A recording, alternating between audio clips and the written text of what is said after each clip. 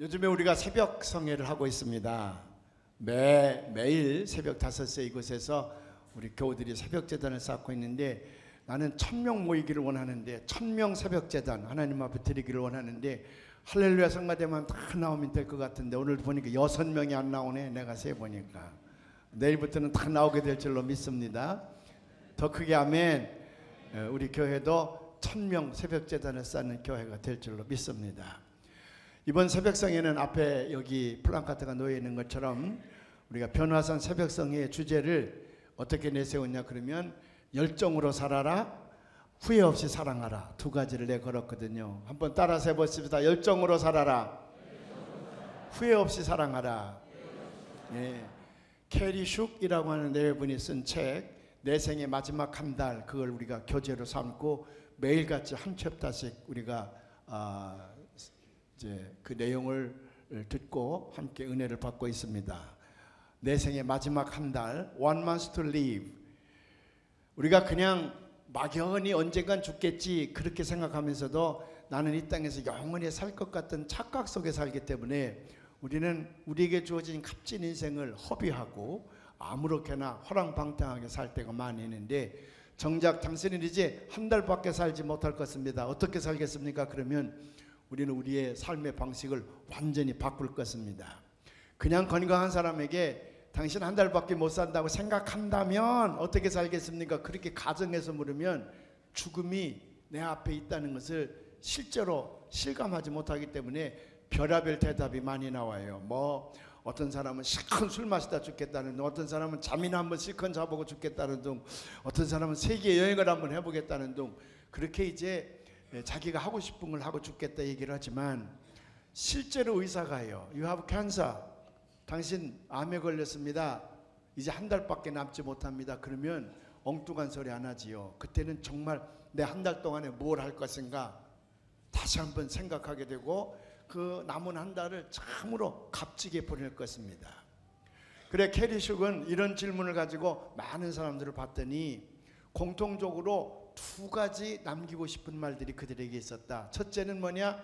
열정으로 살아라, live passionately, live passionately, 열정으로 살아라. 두 번째는 어떤 말을 남기고 싶냐 그러면 love completely, 이제 완벽하게 완전하게 사랑하라, 그런 말이지만은 내가 우리말로 바꾸어서 후회 없이 사랑하라. 열정으로 살고 후회 없이 사랑하라.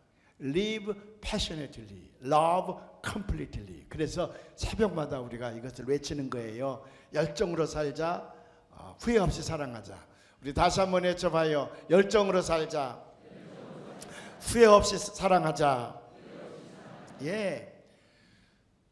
그동안에 너무 흐리멍텅하게 살았다는 거지, 너무 그 값진 시간들을 낭비했다는 거지. 그래서 이제 한 달 남은 것은 정말 열정을 가지고 열심히 살겠다는 것이고, 그리고 세상을 떠나는 사람들이 가장 많이 후회하는 건 뭐냐면 사랑을 다 하지 못하는 것. 그래서 사랑하는 사람이 세상을 떠날 때에 대개 무슨 말을 많이 합니까?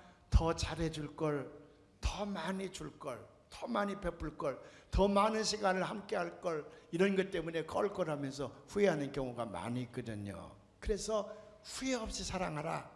마지막 한 달 내게 남았다 그러면 정말 후회 없이 사랑하며 살겠다는 결심이 서게 되는 겁니다.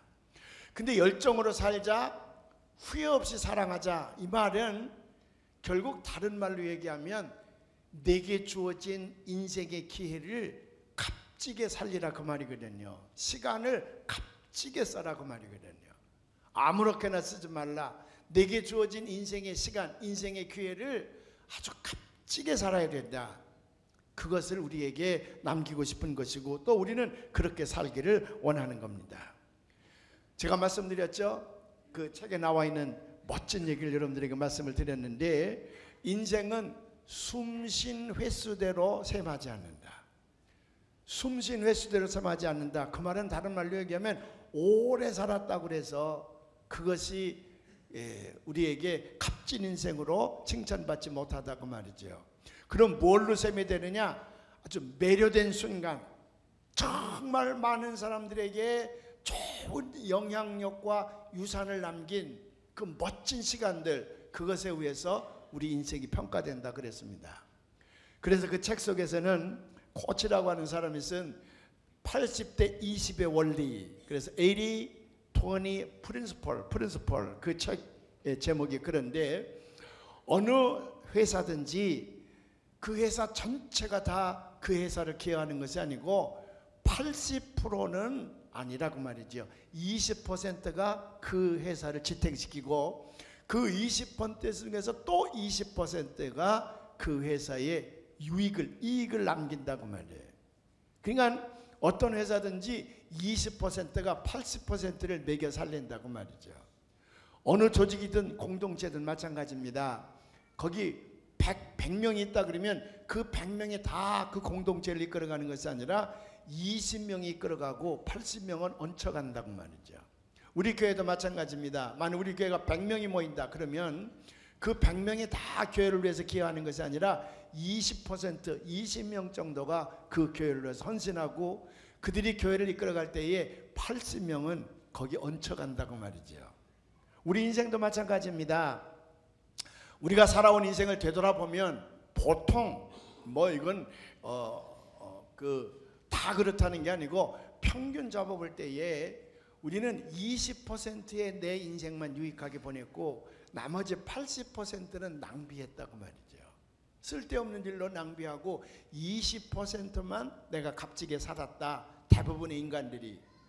그럼 우리 하나님을 믿는 사람들은 어떻게 하느냐? 그 20%의 시간을 자꾸 늘려야 됩니다. 30%, 40%, 50%, 60% 될 수 있으면 100%의 내게 주어진 기회, 내게 주어진 시간을 값지게 살아가시는 여러분들이 되시기를 주님의 이름으로 축원을 합니다. 더 크게 아멘. 따라서 우리에게 주어진 기회를 잘 활용하기를 때에 우리는 우리에게 주어진 인생을 값지게 살아갈 수가 있다. 그런 걸 가리켜서 성공적인 인생을 살았다고 말이죠. 우리가 성공적인 인생 그러면 자꾸 물질적이고 세상적인 것만 생각을 해서 돈을 많이 벌었다든지 높은 직위에 올라갔다든지 뭐 권력을 잡았다든지 그럴 때 그 사람 성공했어, 성공적으로 살았어 그렇게 얘기하지만 우리는 아니에요. 통전적 인생을 성공적으로 살았단 말이야. 다른 말로 이야기하면 정말 행복하게 살았다는 얘기거든요. 하나님의 뜻에 합당한 값진 인생을 살았다는 거예요. 참으로 유익한 유산을 이 땅에 많이 남기고 살았다는 얘기야. 그런 인생을 산 사람을 가리켜서 성공적인 인생을 살았다고 하는 겁니다. 그래서 사랑하는 여러분들이요, 기회는 날마다 똑같이 오는 게 아닙니다. 매 순간마다 우리에게 기회가 오는데 지나가면 그걸로 끝이야. 다시는 그 기회가 돌아오지 않아요. 그래서 내게 다가오는 매 기회를 가장 최상의 것으로 살아가시는 여러분들이 되시기를 주님의 이름으로 축원을 합니다. 오늘 사도 바울 선생님 말씀 속에서 제가 설교의 제목을 따오긴 했지만 여러분에게 주어진 기회를 살리십시오. 그럴 때에 영어 표현에 보면 make, 만들어라, the most, 가장 최상의 것으로 만들어라, 무엇을, of every opportunity. 여러분들에게 다가오는 매 기회를 최상의 것으로 만들며 살아라, 그런 말이에요. 기회를 잘 선용해서 행복한 인생을 살아가시는 여러분들이 되시기를 주님의 이름으로 축원을 합니다. 기상천외한 일이 얼마 전에 있었어요. 몇 년 전에. 그래서 세계를 떠들썩하게 했는데 카일 맥도날이라고 하는 카나다의 청년인데 이 친구는 별로 변변한 직업이 없었습니다. 그냥 빈둥빈둥대는 녀석인데 한 번은요, 자기 책상에 앉아 있어 보니까 책상 위에 빨간 레드 클립이 하나 놓여 있었어. 그 레드 클립 좀 한번 보여봐요. 클립이 뭔 줄 아시죠? 이게 서류를 꼽는 레드 클립이 하나 놓여 있는데 그것을 바라보면서 이 친구가 엉뚱한 생각을 하는 거예요. 레드 클립을 가지고 내가 집을 하나 장만하리라. 집을 하나 장만하리라. 그래서 이 친구는 이 레드 클립을 웹사이트에다 올립니다. 아주 유명한 그레이그슬리스트라고 하는 웹사이트에 올려놓고 나는 이것을 물물교환을 하고 싶습니다. 물물교환. 이것을 바꾸길 원하는 사람은 이보다 조금 더 값진 것이 있으면 바꾸겠습니다. 그렇게 내놓았어요. 그랬더니 금방 저 밴쿠버에 사는 어떤 여인이 내가 물고기 모양의 그런 펜을 가지고 있는데 그 펜과 바꿉시다 그랬어요. 그래서 그거 바꿨습니다. 다시 그 물고기 펜을 또 웹사이트에 올려놨습니다. 물물교환을 하고 싶습니다. 이것보다 조금 더 값진 것으로 바꾸기를 원합니다. 그랬더니 금방 누가 요청을 했냐 그러면 시애틀에 사는 도예공이 내가 만든 그런 예쁜 손잡이가 있습니다. 이것과 바꿉시다. 그래서 그것과 바꾸는 거예요. 그 다음부터 이제 계속 하나씩 바꿔가는 거예요. 그랬더니 LA에 사는 그 해병대 상사 하나가요, 전화를 걸어서 뭐라고 얘기하냐면, 내가 야외용 발전기가 있습니다. 그러니 그 문 손잡이하고 야외용 발전기 100W짜리인데 이거랑 바꿉시다. 그래서 그거랑 또 바꾸는 거예요. 그래 이제 그 발전기를 가지고 이제 그 다음엔 뭘 바꾸냐면은 버드바이저라고 하는 상표가 새겨져 있는 맥주 빈통과 바꾸는 거예요. 이렇게 쭉 바꿔서 몇 번을 바꾸냐? 14번을 바꾸는데 14번째 바꾼 것이 2층 집이야. 2층 집이요. 그래서 2층 집 한번 보여줘 봐요. 2층 집. 아까는 제가 다 설명을 했지만 시간이 이제 모자라니까 3부 예배에서는 저것만 보이는 거예요. 저 2층 집을 얻게 됐어요. 기가 막힌 일 아닙니까? 그래서 그 다음에 거기에 참여했던 많은 사람들이 이제 기뻐하면서 그 집 앞에서 사진을 찍은 건데, 중간쯤 가면서부터 웹사이트에서 이게 이제 크게 회자가 됩니다. 많은 사람들이 관심을 갖게 되는 거예요. 언론이 다루게 되는 거예요. 그러다 보니까 여러 사람들이 그의 꿈을 이루어주기 위해서 조금씩 바꿔가기 시작을 해서 나중엔 2층 집을 얻었거든. 메이단이 또 뭐 좋은 거 하나 있으면 한번 웹사이트에 올려놔봐요.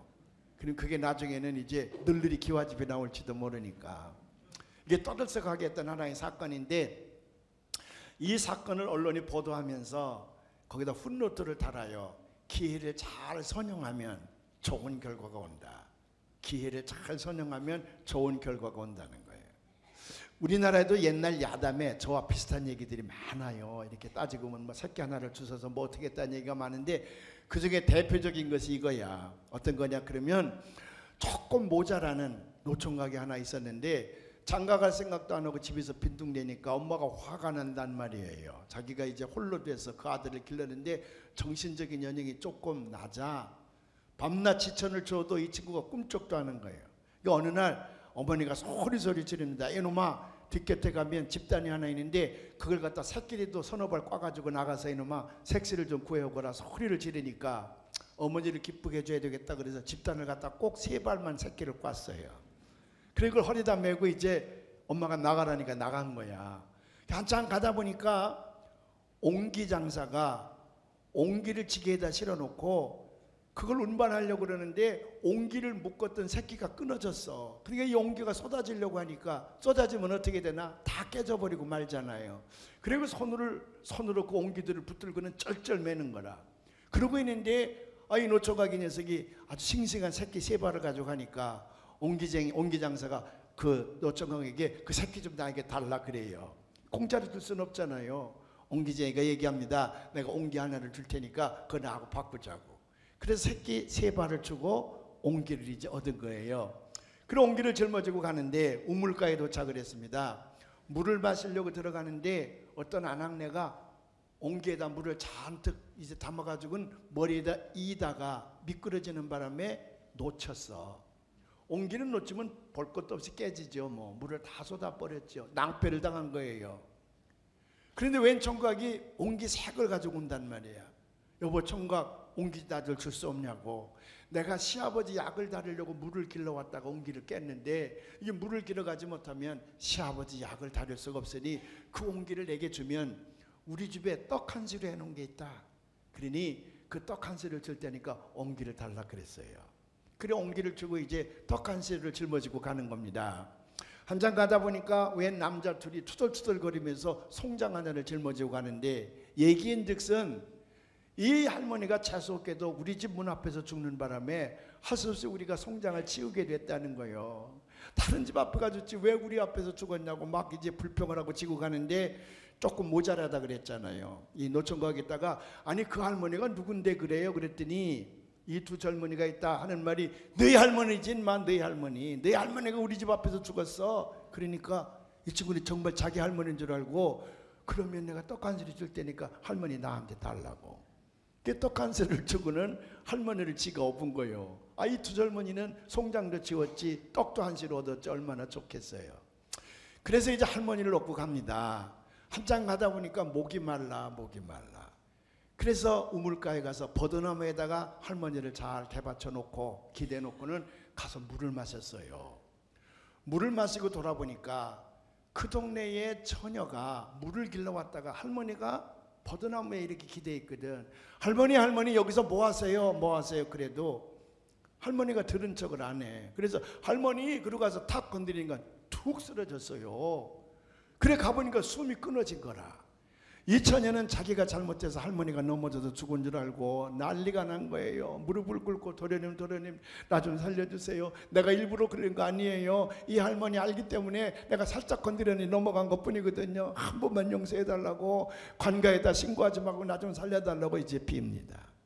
그랬더니 노총각이 하는 말이, 뭐 살려주긴 내가 어떻게 살려줍니까? 그러나 내가 색식감을 구하러 다니는 사람인데 당신 나하고 결혼하면 어떻겠어? 내 섹시가 됐으면 좋겠다고. 그러면 내가 모든 걸 묻지 않겠다고.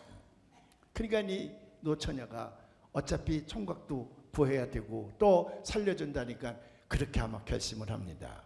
그래서 이제 둘이 결혼하기로 하고 그 할머니를 양지 바른 곳에다가 잘 이제 묻어드렸다는 거예요.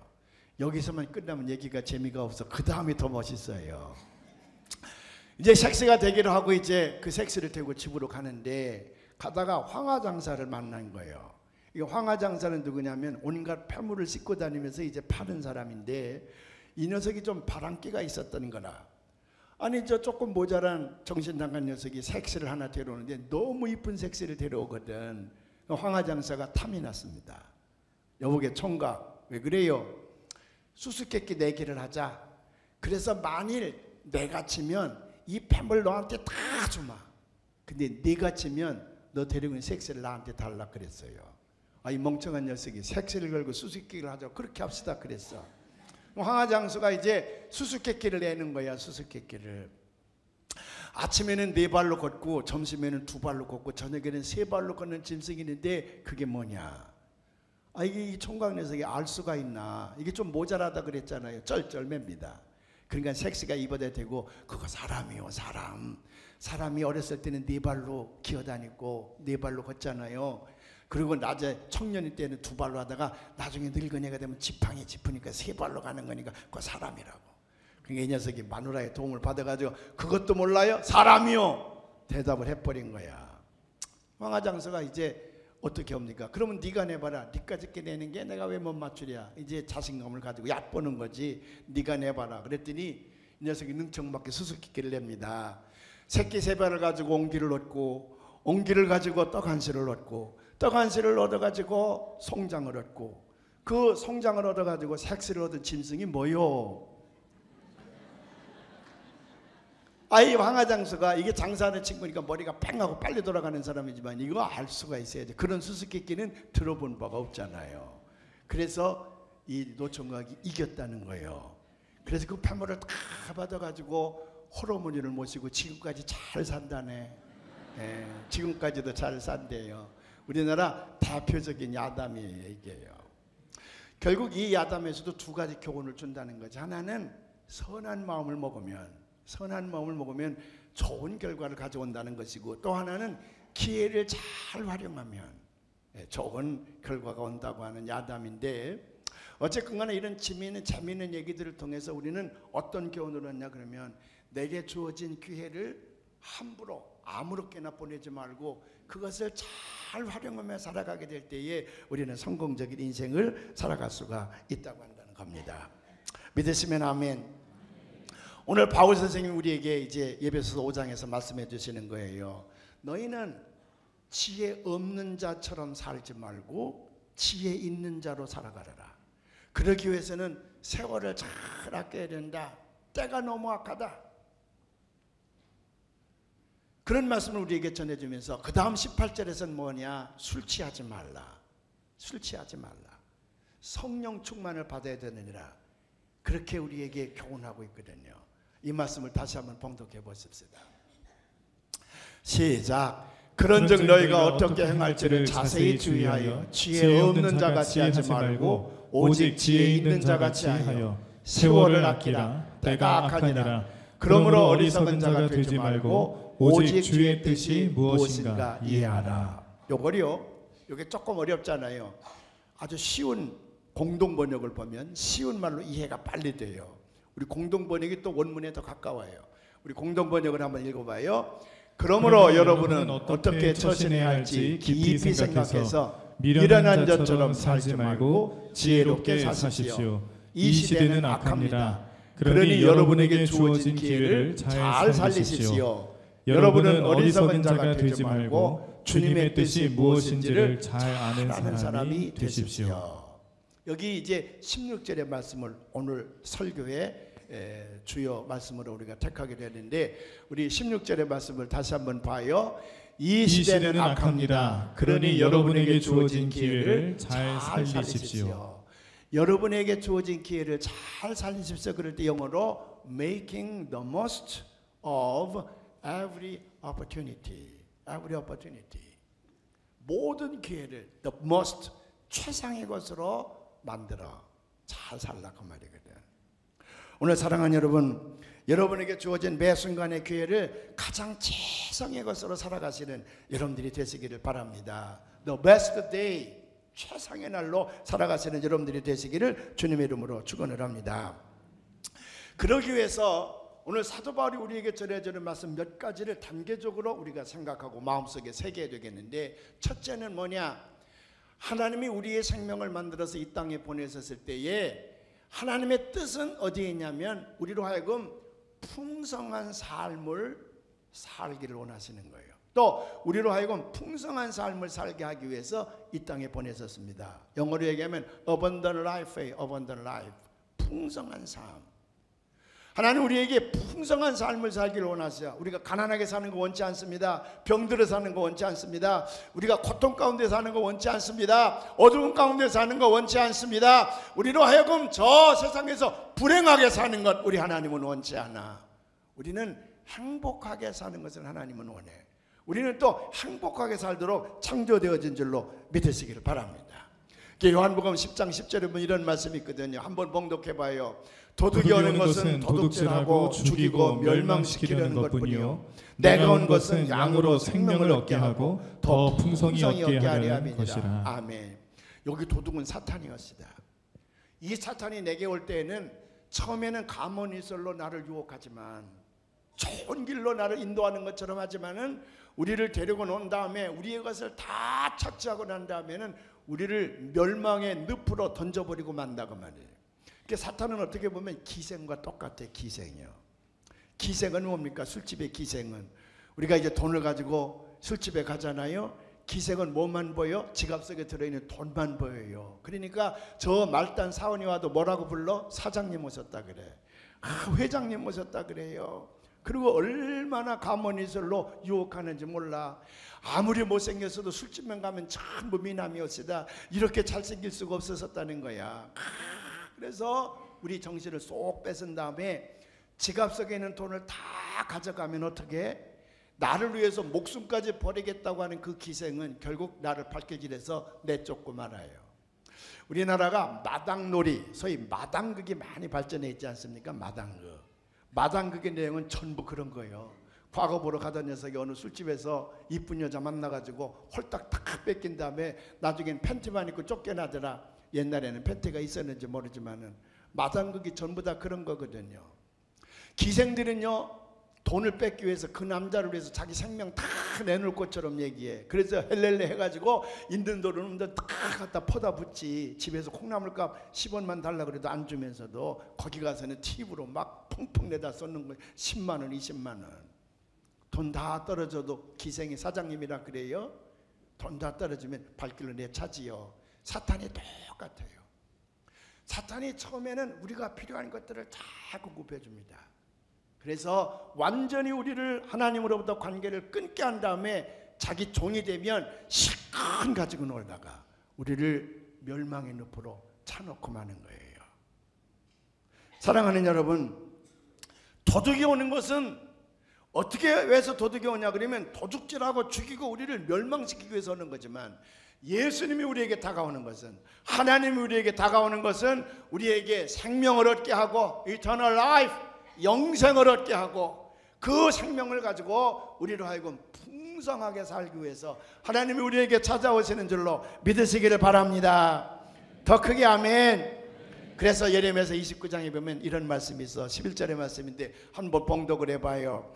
여호와의 말씀이니라. 너희를 향한 나의 생각을 내가 아나니 평안이요 재앙이 아니니라. 너희에게 미래와 희망을 주는 것이니라. 아멘. 우리에게 다가오시는 성령님은 파지티브 스피릿이라 그래서 파지티브 스피릿, 긍정적 영이십니다. 이 긍정적 영은 우리로 하여금 긍정적 미래를 보게 하시는 거예요. 그 긍정적 미래를 바라보게 될 때에 우리에는 희망이 있어. 그걸 가리켜서 비전이라 그래요. 비전. 여러분, 제가 여러분들에게 비전을 정의하잖아요. 오늘도 한번 정의해 보십시다. 따라서 해봐요. 비전이란 하나님의 눈을 통해서 미래를 바라볼 수 있는 능력이라. 인간의 눈을 통해서 미래를 바라보면 불확실하기 때문에 불안하거든요. 불안하니까 두려운 마음이 생겨. 그래서 우리는 용기를 갖지 못합니다. 자신감을 갖지 못해. 그래서 우리는 엉뚱한 길로 갈 때가 많이 있다고 말이죠. 그러나 하나님의 눈을 통해서 펼쳐지는 미래의 세계는 성령님이 인도하시는 것이기 때문에 그 성령님은 긍정적 영이시라 그랬잖아. 긍정적 영으로 미래를 바라보면 그 미래는 우리에게 희망이 있습니다. 그 희망이 있으면 우리가 자신감이 생겨, 용기가 생겨. 그래서 두려워하지 아니하고 앞으로 나아가면서 우리의 미래를 행복하게 살아간다 그 말이에요. 사랑하는 여러분, 그래서 하나님과 함께 사는 사람들은 이 땅 위에서 부족할 것이 없어. 그래서 그 마음 가운데 평안함을 느끼는 거예요. 그래서 다윗은 뭐라고 합니까? 여호와는 나의 목자시니 내게 부족함이 없으리로다. 하나님과 더불어 세상을 살아가는 사람들은 부족한 것이 없음을 믿으시기를 바랍니다. 그래서 예수님께서 주기도문을 가르치실 때 뭐라고 가르치시나요? 주기도문은 두 가지로 크게 나뉜다 그랬죠. 위에 세 가지를 now petition이라 그래요. 하나님을 위한 세 가지 간구. 밑에 세 가지를 we petition, 우리를 위한 세 가지 간구. 하나님을 위한 세 가지 간구는 뭐예요? 이름이 거룩히 여김을 받으시오며, 하나님의 이름이 거룩해지는 것이고, 두 번째는 뭐예요?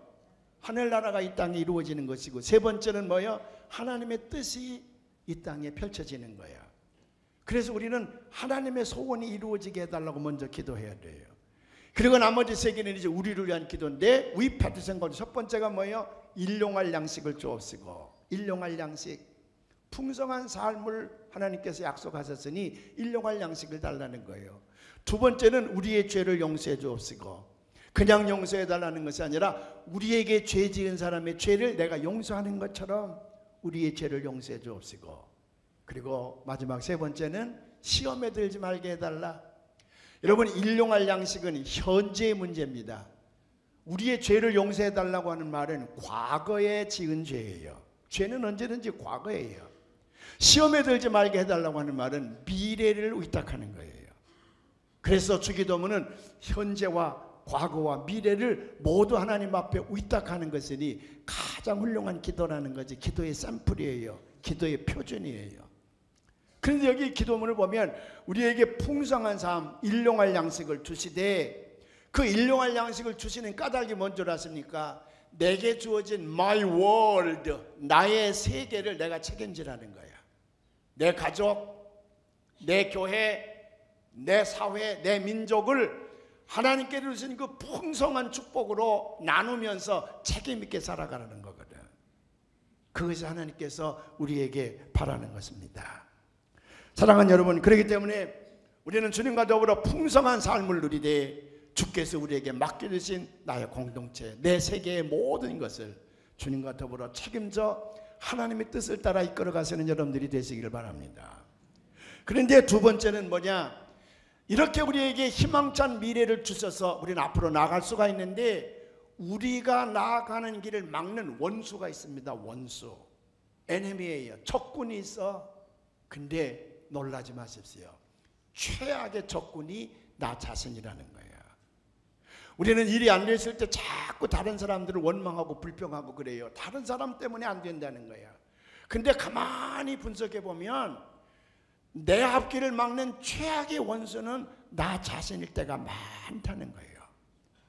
그것을 발견하고 지혜롭게 살아가야 된다. 그래서 오늘 바울이 뭐라고 얘기합니까? 지혜 없는 자처럼 살지 말고 지혜 있는 자가 되라. 다시 말하면 내 자신을 잘 보살펴 보고 어리석은 결정을 하지 말고 지혜롭게 하나님과 더불어 주님과 함께 내 앞길을 열어가라고 말이에요. 이 진리를 깨달으시는 여러분들이 되시기를 주님의 이름으로 축원을 합니다. 자, 15절의 말씀을 한번 다 같이 봉독해 보십시다. 15절의 말씀입니다. 그런즉 너희가 어떻게 행할지를 자세히 주의하여 지혜 없는 자같이 하지 말고 오직 지혜 있는 자같이 하여. 바보처럼 그런 노래가 있어. 언제 한번 저 메이단에 보고 불러보라고 그러는데 어쩐 때는 바보처럼 생각하고 바보처럼 결정하고 바보처럼 생각할 때가 많이 있어. 그래서 그 바보처럼 결단했던 것들이 결국은 내 앞길을 막는 원수가 된다고 말이죠. 그 바보처럼 결국에는 어떻게 되느냐? 하나님께서 나를 향한 축복의 기회가 있습니다. God will 있어. 근데 내가 바보처럼 그 하나님의 뜻을 하나님이 나를 향해서 내려주시고 하는 그 축복을 내 스스로 파괴할 때가 많아. 그런 요인이 되는 것 가운데에 여러 가지가 있습니다만은 그 중에 하나가 술이요. 그건 상징적으로 내놓은 거예요. 왜? 술이라고 하는 것이 우리의 이성을 멍청하게 만들거든요. 멍청하게 만들거든요. 정신을 혼미하게 하거든. 그래서 18절에서 술 취하지 말라 그런 거예요. 우리 18절의 말씀을 다시 한번 봉독해 보십시다.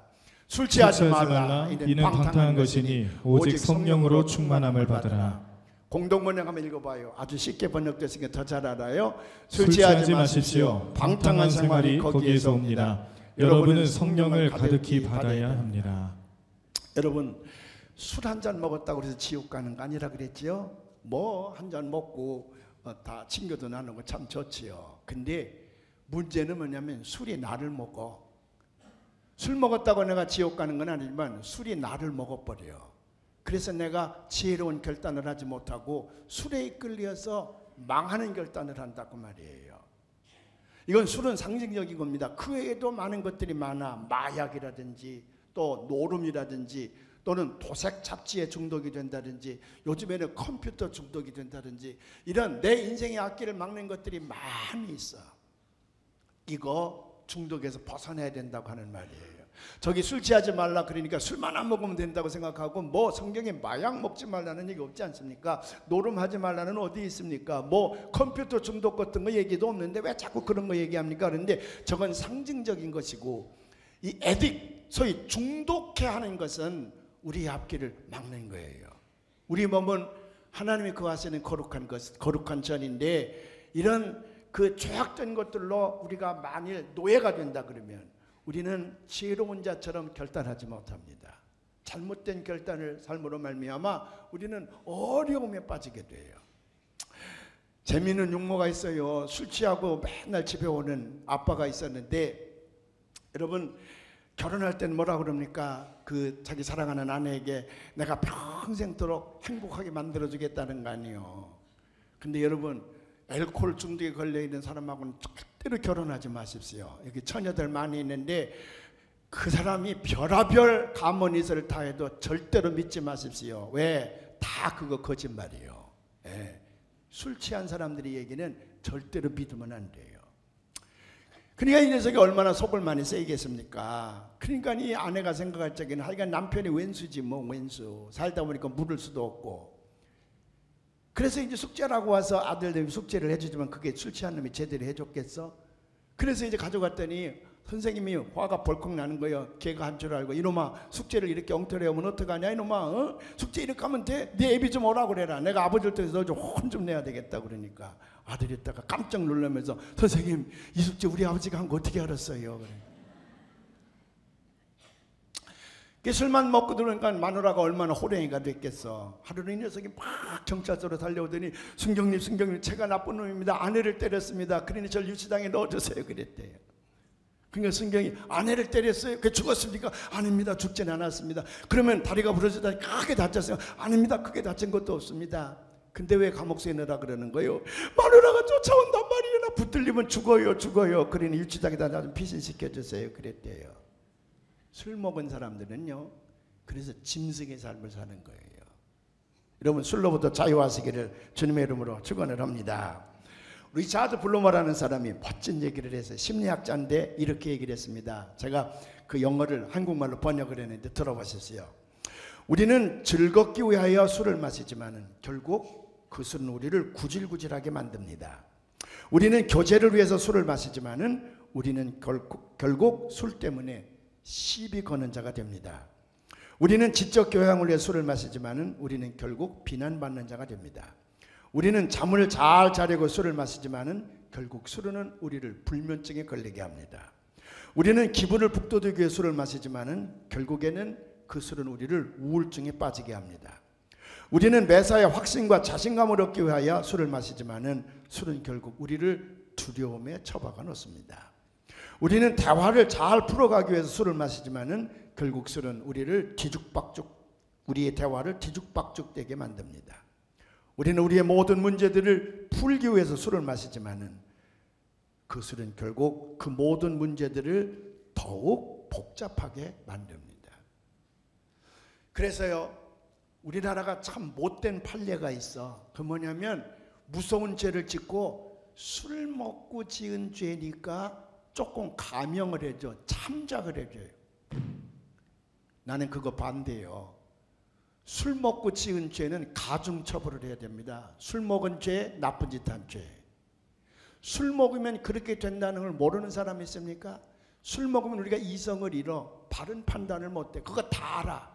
그런데 술 처먹고 그런 일을 했으니까 두 가지 죄를 뒤집어 씌워야 되는데, 이상하게 우리나라 판사들은 저희들이 술을 먹어서 그런지 술 먹고 지은 죄는 술 먹었으니까, 아니 술 먹고 마누라를 죽였는데도 술 먹고 한 일이니까 거기 용서가 된다는 거예요. 아니야, 그건 가중처벌해야 된다고 생각이 들어. 뭐까지? 술 먹은 죄까지. 술 먹으면 그렇게 되는 줄 알고도 처먹었으니까 그거 형을 받아야 되고, 그리고 마누라 죽였으면 마누라 죽인 죄까지 가중처벌 받아야 되는데, 저랑 동의하시면 아멘. 이쪽 성가대는 하나도 아멘을 안 하네요. 그래서 결국 이런 유혹으로부터 우리가 뿌리치고 우리가 경건한 삶을 살기 위해서는 성령을 받아야 된다. 그래서 오늘 공동번에 보니까 성령을 가득히 받아야 됩니다. 한번 크게 읽어봐요. 우리 오늘 공동번역에 나타나는 성령을 가득히 받아야 됩니다. 술 취하지 마세요. 시작. 술 취하지 마십시오. 방탕한 생활이 거기에서 나옵니다. 여러분은 성령을 가득히 받아야 합니다. 성령을 가득히 받는다는 얘기는 성령이 나를 지배한다는 얘기예요. 성령이 나를 지배하게 되면 우리는 기쁨으로 노래하고 찬미하며 거룩한 삶을 살아갈 수가 있습니다. 성령을 가득히 받는 사람은 하나님과 함께하는 시간을 많이 갖는 거예요. 하나님과 함께하는 시간을 많이 가지면서 성령의 인도하심을 받아 여러분들의 미래가 활짝 열려지기를 주님의 이름으로 축원을 합니다. 우리가 왜 두려워하느냐? 심리학자들 얘기에 의하면 네 가지 요인 때문에 두려워한다는 거예요. 첫째는 뭐냐면 아까 말씀드린 것처럼 미래의 세계에 대한 그 불안으로 우리가 두려워한다는 거예요. Fear of anxiety. 두 번째는 뭐냐? meaningless. 자기가 살아가면서 삶의 의미를 발견하지 못하니까 두려워한다는 거예요. 세 번째는 뭐냐? Fear of death. 죽음에 대한 두려움이야. 네 번째는 Fear of sin. 죄에 대한 두려움이야. 근데 성령이 우리와 함께 하시면 이 모든 두려움을 다 제하여 주시는 줄로 믿으시기를 바랍니다. 하나님은 우리의 미래를 주관하시는 분이야. 하나님은 우리의 미래를 주관하시는 분. 그렇기 때문에 불안과 죽음에 대한 염려를 할 필요가 없습니다. 하나님께서 다 인도해 주셨기 때문에 그래요. 하나님의 이름을 야훼라 또는 여호와라 그렇게 얘기를 해요. 그 야훼나 여호와라는 말은 무슨 말이냐면 What I will be, what I will be 거든요. What I will be, what I will be. 비동사가 연결되어지고 있어. 비동사와 미래 동사가 연결되어진 것이 야훼의 의미야. 그 말은 무슨 이야기냐면 내가 내 하나님이 되면이라. 그 말은 이제 이 순간부터 내가 내 미래를 주관하겠다 그 말이에요. 하나님이 우리를 이 세상에 만들어 보냈을 때에 과거 우리 선조들이 살았던 시대에 갇혀서 우리를 살게 하기 위해서 보내신 것이 아닙니다. 하나님이 우리를 이 세상에 보내신 것은 이제부터 시작되어지는 새로운 세계야. 아무도 살아보지 못한 새로운 시대, 새로운 인생의 길을 우리로 하여금 닦아가기 위해서, 우리로 하여금 살게 하기 위해서 하나님이 우리를 보내신 거예요. 그렇기 때문에 아무도 살아보지 않은 시대이기 때문에 불안하지요. 걱정스럽지, 염려가 되지요. 그래도 염려하지 마십시오. 우리 하나님은 나의 미래를 주관하시는 하나님이야. 그 하나님이 나를 세상 끝날까지 눈동자처럼 지켜주신다 그랬는데 왜 두려워합니까? 그 믿음을 가지고, 용기를 가지고 앞으로 나아갔으면 우리의 미래를 하나님께서 지금까지 살아보지 못한 더 나은 세상으로 우리를 인도해 주실 줄로 믿습니다. 그래서 신앙이 있는 사람은 자신감이 있는 거야. 하나님께서 우리에게 능력을 주시거든요. 바울이 뭐라고 얘기합니까? I can do all things in Jesus Christ. 나는 예수 그리스도 안에서 모든 것을 할 수 있다는 거거든. 그 믿음이 여러분들에게 있으시기를 주님의 이름으로 축원을 합니다. 물론 앞으로 나아가다 보면 험난한 길들이 많이 있지 평탄한 길만 있는 건 아니에요. 제가 새벽기도의 시간에 캐리슈의 얘기를 말씀드렸잖아요. 배가 제일 안전할 때는 언제냐? 배는 항구에 정박되어 있을 때가 제일 안전해. 제가 어제 새벽에 말씀드렸잖아요. 배는 항구에 정박되어 있을 때가 제일 안전해. 그렇다고 배를 만드는 사람들이 그 배를 항구에 정박시키기 위해서 만듭니까? 아니에요. 그 배는 험한 바다를 항해하기 위해서 만드는 거예요. 결코 그 배를 안전한 항구에 정박시키기 위해서 배를 만들지 않습니다. 마찬가지예요. 하나님께서 우리를 세상에 만들어 보내신 것은 과거의 시간에 붙들려서 과거의 삶을 살려고 하신 것이 아니라 한 번도 살아보지 못한 미래의 세계의 주역이 되라고 우리를 만들어서 보내셨으니 그 하나님의 뜻을 따라서 앞으로 나아가게 될 때에 하나님께서 우리에게 새로운 세상을 주신다는 거예요. 재미있는 우화가 나 있지 않습니까? 옹달샘 안에 있는 우물 안에 개구리라는 거지. 옹달샘 밖에는 살아보지 못한 개구리 모자가 있었는데 한 번은 이 새끼 개구리가 바깥 세상에 나갔어요. 그랬더니 초원을 펼쳐보다 보니까 무지무지한 황소가 풀을 뜯고 있는데 이게 뭐 비교할 게 아니잖아요. 개구리 새끼하고 황소하고 어떻게 비교가 됩니까? 놀래가지고 헐레벌떡 집으로 달려가지고 엄마 내가 저 들판에 나가니까 무지무지한 황소가 있는데 얼마나 큰지 내가 설명할 수가 없다 그러니까 우물 안에서 자기가 제일 크다고 생각했더니 어미 개구리가 좀 자존심이 상한단 말이에요. 야 임마 이만큼 크대. 그리고 배에다 바람을 잔뜩 넣고 확 풀렸습니다. 이만한 아니야 엄마 그건 깜도 안 돼. 그보다 더 커. 그래 이만큼 그냥 또 더 풀렸어요. 이만해졌습니다. 배가 이제 이만큼 그냥 아니야 엄마 그건 깜도 안 돼. 그보다 훨씬 더 커. 그러니까 그래 이만큼 그냥 그리고 화가 나니까 잔뜩 부풀어다 배가 터져 죽었대. 왜? 우물 안밖에 모르거든요. 바깥 세상을 모르거든. 과거에 매달려 사는 사람은 그렇게 사는 사람입니다. 우리는 미래를 향해서 자신감을 가지고 우리의 세상을 활짝 변하게 될 줄로 믿습니다. 넓은 세상이 우리를 기다리는 거야. 하나님이 나를 위해서 축복의 세상으로 만드는 세계가 우리 앞에 놓여져 있으니 여러분 자신감을 가지고 앞으로 나아가시는 여러분들이 되시기를 바랍니다. 여러분들에게 주어진 기회요. 여러분들에게 주어진 세상이에요. 여기 루비라고 하는 사람이 이런 얘기를 했습니다. 앞으로 딱 나가려고 그러는데 지금 밟고 있는 땅이 너무 불안합니까? 지금 당신이 서 있는 상황이 너무 어렵습니까? 너무 어둡습니까? 너무 고통스럽습니까? 그래서 앞으로 나갈 용기가 생기질 않습니까? 그럴 때 10손가락을 펴십시오.